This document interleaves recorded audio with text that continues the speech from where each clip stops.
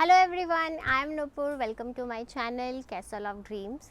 सो आज मेरी जो वीडियो है ये कंप्लीट मेरी जर्नी पे है आयरलैंड में। आज मुझे आयरलैंड आए हुए 3 साल हो चुके हैं। जिसे पता है, जो लोग बहुत टाइम से मेरे साथ जुड़े हैं, और जिन्हें नहीं पता है, जो फर्स्ट टाइम मेरे चैनल पे आए हैं। मैं आयरलैंड आई थी 2020 में अपनी मास्टर्स के लिए। मैंने कॉर्क से MTU से डेटा साइंस में मास्टर्स की है।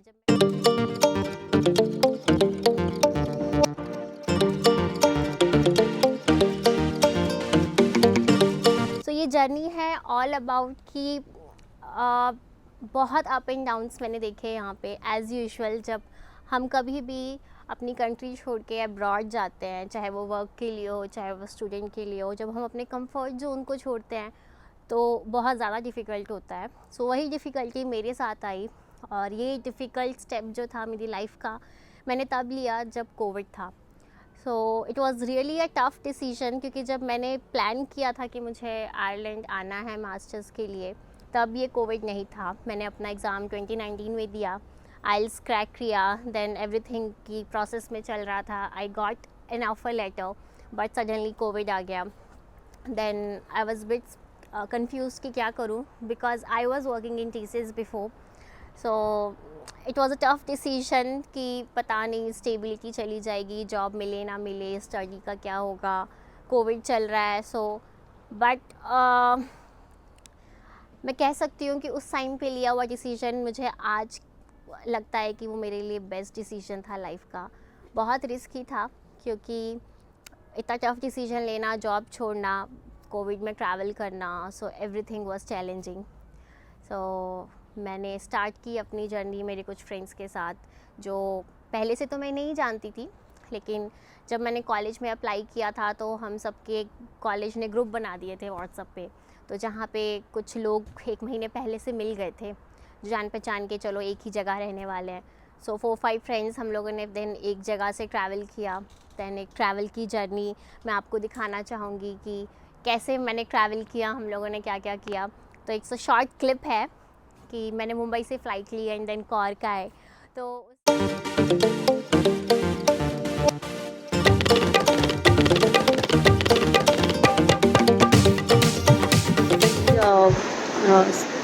एंटर करने के लिए एयरपोर्ट के अंदर उन्होंने बोला पासपोर्ट अपना दिखाओ। तो मैंने जैसे ही अपना बैग खोला, आई वाज सरप्राइज, मेरे पास मेरी फाइल ही नहीं है डॉक्यूमेंट्स वाली। आई वाज लिटरली स्केर्ड कि पूना से मुंबई इतना दूर ट्रैवल किया, उसके बाद मेरे डॉक्यूमेंट्स मेरे पास नहीं है। Literally I was shivering. Then हमने प्रॉपरली चेक किया कि फ़ाइल उसी में है, मेरे सारे डॉक्यूमेंट्स उसी में। मुझे तो लगा कि आज की सारी मेहनत बर्बाद हो गई।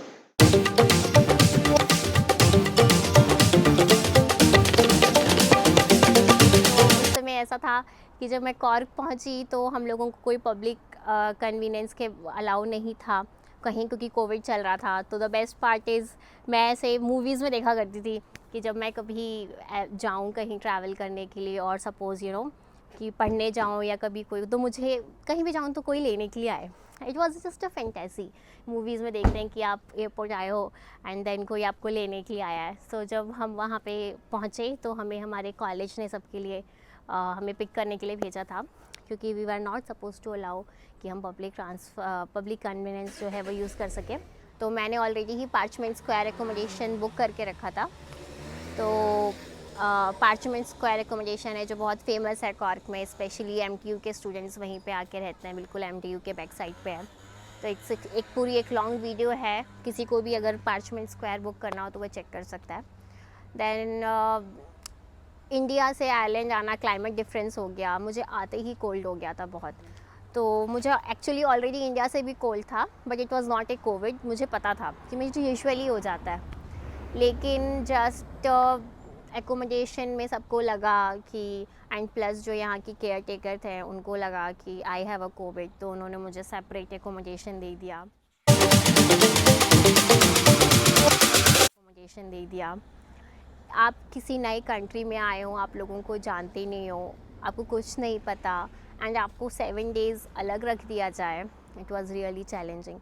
इंडिया से जो इंस्टेंट फूड 2-4 लेकर आई थी थोड़े बहुत, वो 2-3 दिन तो चले, लेकिन फिर कॉलेज ने 3-4 दिन के बाद हम सबको फूड भिजवाया। हम कहीं हम कहीं बाहर नहीं जा सकते थे, स्पेशली मैं तो बिल्कुल भी अलाउ नहीं थी कि जा नहीं सकती।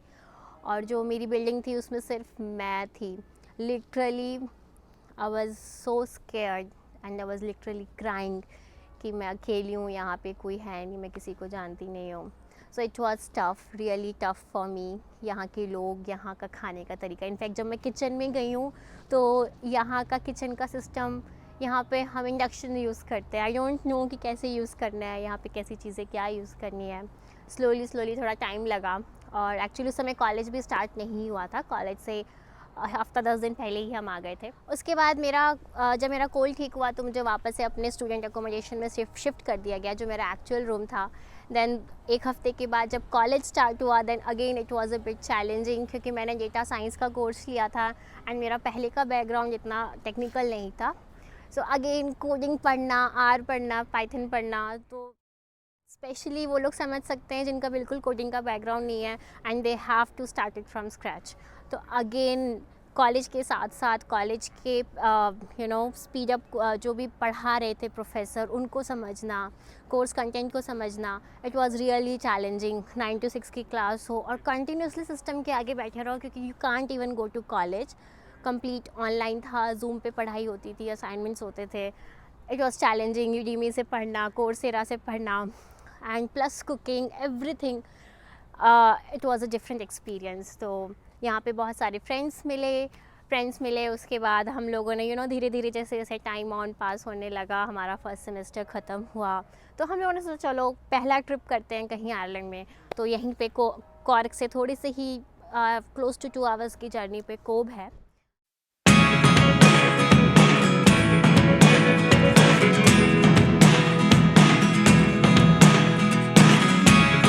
Never really know what's going on. Look at me. कोब है, तो हम सब मिलके कोब गए। तो कोब में हमने बहुत सारी मस्ती की। एक दिन का हमने ट्रिप किया, इवनिंग में आ गए एंड देन नेक्स्ट डे ही हमें पता चला कि वापस से लॉकडाउन लग गया एंड सब कुछ क्लोज़। तो उस दिन भी हमने रात को ही पार्टी कर ली थी कि इससे पहले कि लॉकडाउन लग जाए, तो वो किया हमने। एंड धीरे धीरे सेकेंड सेमेस्टर आया, टफ हुआ, चैलेंजिंग हुआ, everything was, and then but it was it was a different experience. तो फर्स्ट सेमेस्टर में तो मैंने पार्ट टाइम नहीं किया, जो मैंने लोन ले रखा है, तो एजुकेशन लोन लिया था। तो सोचा था कि चलो फर्स्ट सेमेस्टर तो कुछ नहीं करना है, क्योंकि ये मेरा पर्सनल एक्सपीरियंस है और ये सजेशन है कि अगर आप पढ़ने के लिए आ रहे हैं लोन से ये लोन नहीं भी लिया है तो ये मेरा एक्सपीरियंस है कि आपके पास एक सफिशेंट अमाउंट होना चाहिए कि आप कहीं जा रहे हैं तो पहले आप जिस चीज़ के लिए आए हैं उस पर फोकस करें। पहले आप अपने स्केड्यूल को समझें, आप इन्वायरमेंट को समझें, then go for part time. मैंने बहुत देखा है, इवन इनफैक्ट मेरी पास बहुत क्वेरीज भी आती हैं कि लोग पूछते हैं कि पार्ट टाइम कैसे मिलेगा। Part time is good, you have to do at some point, but मेरा एक्सपीरियंस एंड सजेशन ये है कि आप पहले आइए, चीज़ों को समझिए, अपने स्केड्यूल को समझिए, अदरवाइज़ बहुत ज़्यादा डिफ़िकल्ट हो जाएगा आपके लिए। So even that's what I did.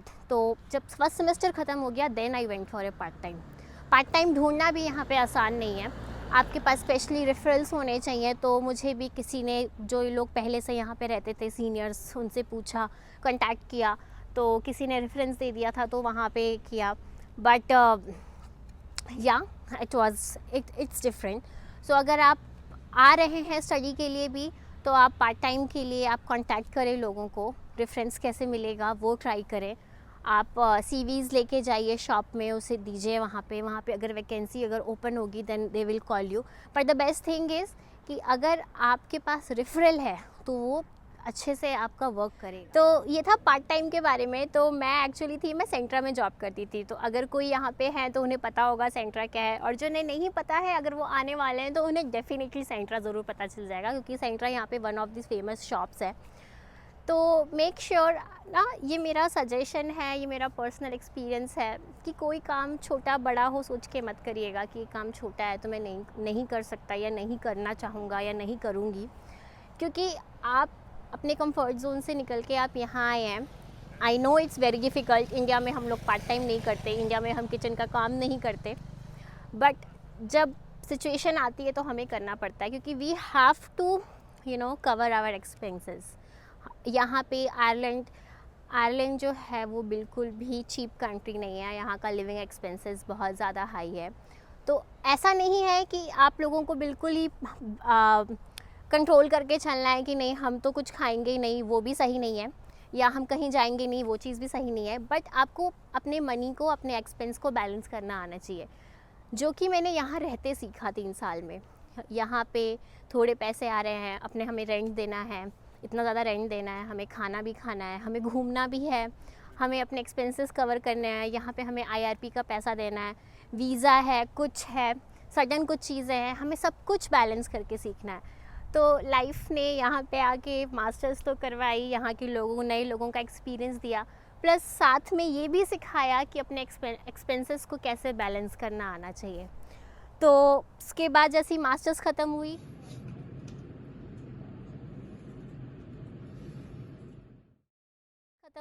मेरी, आई वॉज़ ब्लेस्ड कि मुझे ज़्यादा स्ट्रगल नहीं करना पड़ा एक पार्ट के लिए, जॉब के लिए ढूंढने के लिए।